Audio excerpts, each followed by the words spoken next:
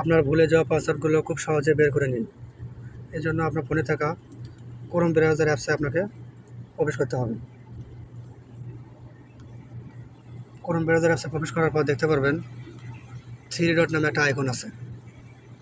এই 3 ডট একটা আইকনে ট্যাপ করবেন। এরপর দেখতে পাবেন সেটিংস নামে একটা অপশান আছে। এই সেটিং অপশানে আপনি ট্যাপ করবেন। এরপর দেখতে পারবেন গুগল পাসওয়ার্ড ম্যানেজার। এই গুগল পাসওয়ার্ড ম্যানেজারে আপনি একটা ট্যাপ করবেন। এরপর এরকম একটা ইন্টারফেস শো হবে। এখানে আপনার যাবতীয় ভুলে যাওয়া পাসওয়ার্ডগুলো পেয়ে যাবেন।